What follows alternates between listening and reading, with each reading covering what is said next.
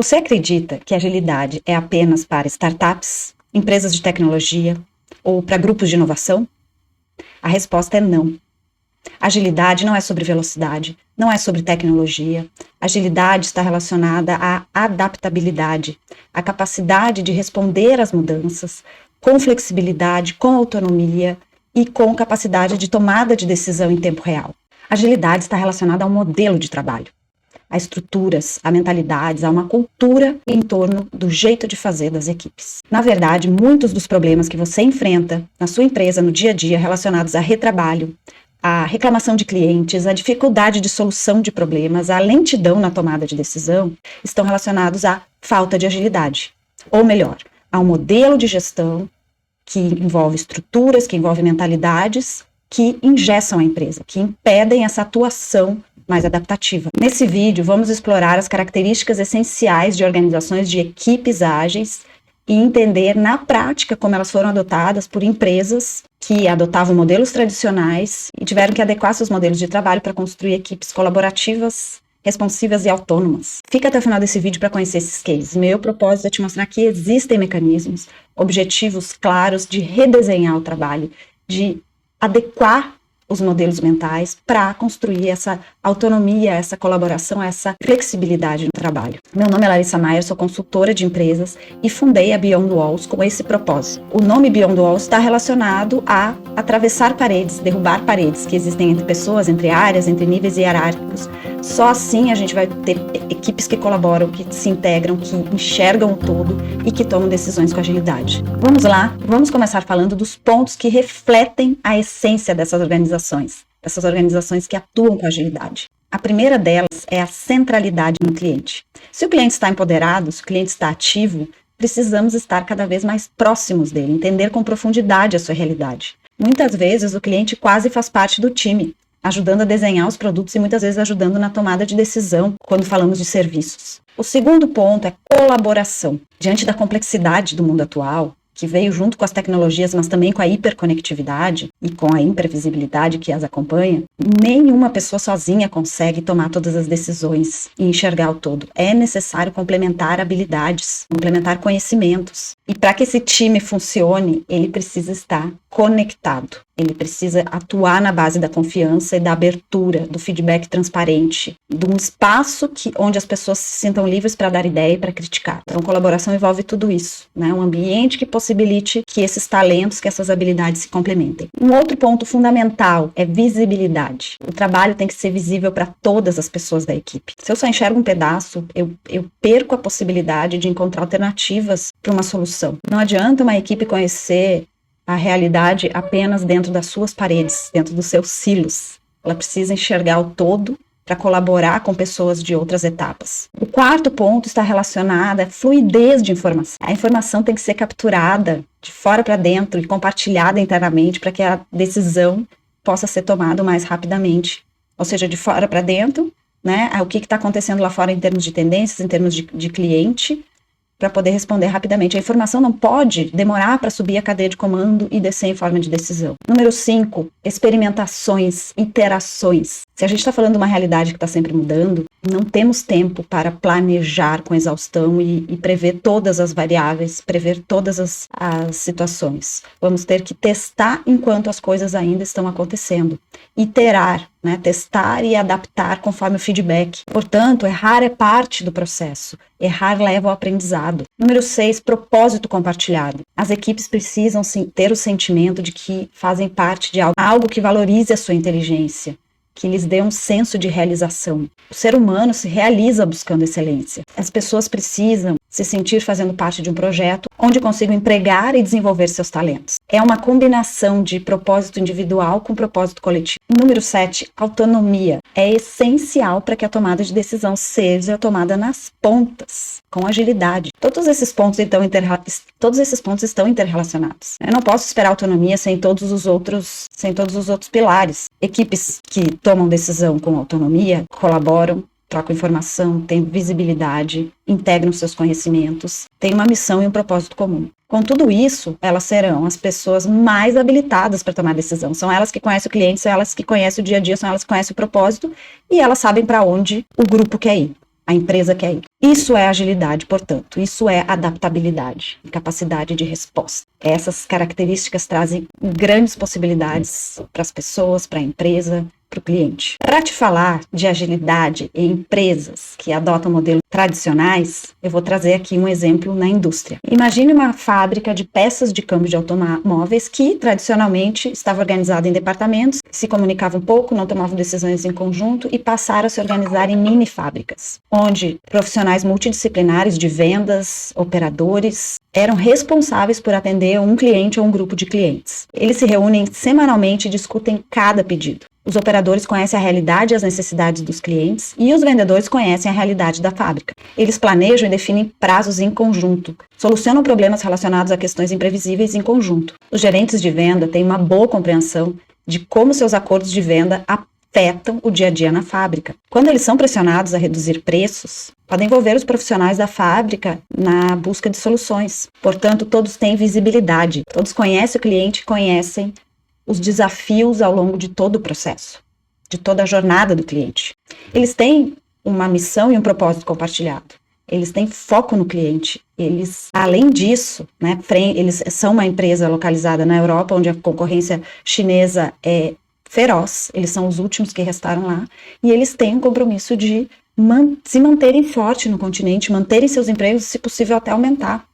Então, eles têm algo que engaja todos nesse trabalho conjunto. Eles têm autonomia para tomar decisão. Se for necessário passar o fim de semana trabalhando para entregar, para resolver uma emergência do cliente ou para evitar falhas de qualidade, que é um compromisso forte dele, eles o farão, mas eles vão tomar decisão em conjunto e eles vão executar esse trabalho com muito mais engajamento de quando é empurrado de cima para baixo. Você não concorda? Portanto, os operadores não apenas executam seu trabalho sem entender o porquê e os vendedores não ficam reclamando apenas das ineficiências da fábrica. Eles trabalham em conjunto, integrados. Você vê, então, nesse caso, todos aqueles elementos que eu listei que são característicos de empresas ágeis, de modelos organizacionais ágeis. Eles são colaboração, integração de conhecimentos, cliente no centro, visibilidade, tomada de decisão compartilhada e um propósito comum, algo que engaja as pessoas. Se você quiser saber mais detalhes sobre essa história da empresa FAV, que é uma empresa de câmbios de cobre localizada lá na França. O link também está aqui na descrição, eu tenho um vídeo só sobre isso, só sobre essa história. Vamos falar então de agilidade na saúde, como ela acontece, como equipes ágeis podem funcionar no cuidado do paciente. Imagine uma equipe que se reúne regularmente para discutir sobre a saúde de cada paciente, com um olhar integral, com um olhar holístico, pensando nas suas necessidades físicas, psicológicas e espirituais, complementando conhecimentos e habilidades, tomando decisões compartilhadas. Essa equipe pode ser composta pelo médico, pelo enfermeiro, pelo psicólogo, pelo capelão, pelo fisioterapeuta, pelo grupo de profissionais que for necessário para tratar aquele caso. Essas são práticas que já são adotadas em hospitais e em outros centros de atendimento, que envolve essa decisão compartilhada. Da mesma forma que em outras áreas a medicina se tornou tão complexa, as tecnologias se tornaram complexas, os pacientes também se tornaram mais ativos, mais questionadores, eles querem tomar mais decisão e cada vez é mais difícil centralizar todo o conhecimento e todas as decisões na mão de um único profissional. Cada vez mais a colaboração entre eles será necessária. Um exemplo disso é cirurgia por vídeo. Cirurgia por vídeo tornou o processo cirúrgico mais complexo. Ele demanda mais profissionais tomando decisão e colaborando na hora da cirurgia. Voltando às equipes multidisciplinares, elas podem se reunir na beira do leito do paciente, em conjunto conversar com ele e tomar decisão compartilhada com ele. O paciente é parte do time. Na atenção primária também, esses times trabalham em conjunto com o médico, entendendo todos os desafios de saúde daquele paciente ao longo da sua vida, né, de forma contínua, integral, tomando decisões compartilhadas. Agora, eu vou fazer o contraponto disso, né? O que a gente vê na saúde muitas vezes são profissionais de diferentes departamentos atendendo o paciente com uma comunicação muito falha. Muitas utilizam apenas o prontuário médico para se comunicar, muitas vezes ele não é claro, e muitas falhas de comunicação acontecem no dia a dia de uma instituição de saúde, né? Então, você enxerga aqui a diferença de uma equipe multidisciplinar que trabalha de forma coordenada, de forma transparente e com decisões compartilhadas e de uma empresa segmentada, em silos. O último case, então, também já tem um vídeo só sobre ele, o link está aqui na descrição, e ele é de uma empresa da criatividade, uma empresa que já encantou muito o público e continua encantando, mas passou por uma crise de produção, uma crise de criatividade. Ela foi crescendo ao longo dos anos e foi se engessando. E todos esses problemas que a gente tem falado, de dificuldade de comunicação, colaboração, foco no cliente, adaptabilidade, estavam presentes. E isso se refletiu nos resultados. Eu estou falando aqui dos estúdios Disney. Na década de 90, ela produziu pouquíssimos filmes de sucesso, enquanto isso a sua rival Pixar estava alcançando grandes bilheterias com Nemo, Toy Story. E como ela conseguiu trazer, então, agilidade para suas equipes? Como ela conseguiu trazer essa adaptabilidade que é inerente à agilidade? Essa transformação cultural e organizacional aconteceu quando o Estúdios Disney se fundiu com a Pixar.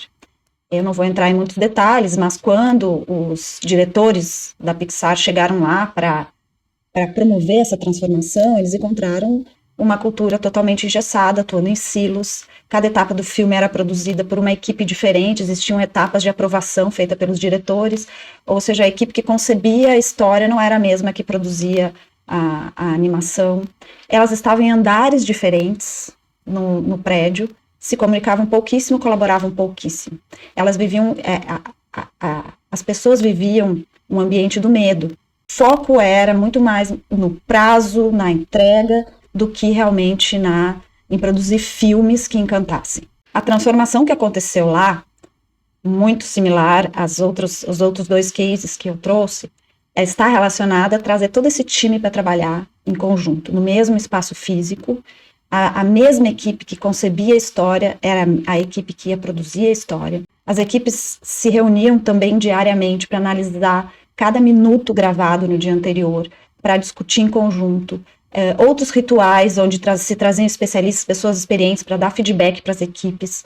Então elas tinham a contribuição de pessoas experientes, mas quem tomava as decisões sobre que mudanças iriam fazer no filme eram as próprias equipes. Eles chamavam essas reuniões de Brain Trust, porque eles queriam um ambiente de transparência, de foco na qualidade, de foco em produzir animações que emocionem o público.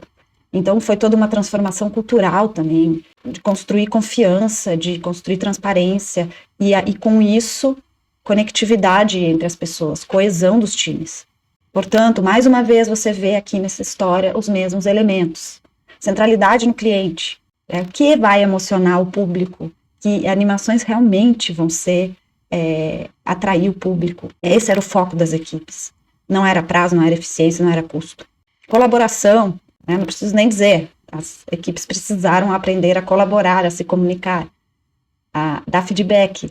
Visibilidade, eles começaram a ter visibilidade sobre todas as etapas do filme. Quem pensava na história também estava na equipe que estava produzindo. Autonomia, as equipes passaram a conceber, não tem mais etapas as equipes passaram a tomar as decisões, tanto na criação da história quanto nos ajustes necessários, não havia mais as etapas de aprovação. E um propósito compartilhado. Então, essa história revela que quando os diretores chegaram lá, as pessoas estavam praticamente apáticas, né?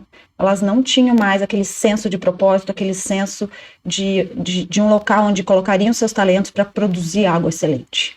E esse sentimento foi resgatado depois desse processo de mudança.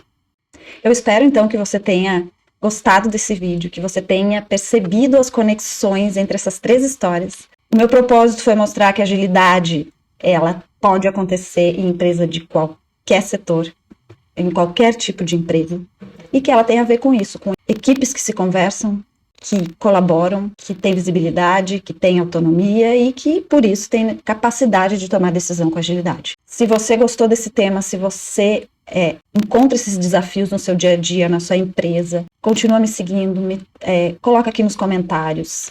Se tiver cases para compartilhar, negativos ou positivos, vamos continuar juntos nessa jornada. Eu acho que é um assunto urgente para as nossas empresas, né?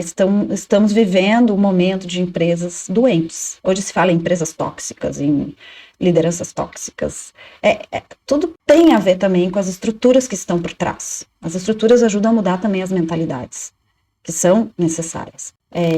Se você gostou, também dá um like, compartilha para a gente fortalecer esse canal, que é um canal para a gente falar sobre isso, para a gente pensar em soluções e alternativas. Até mais, espero você em outros vídeos.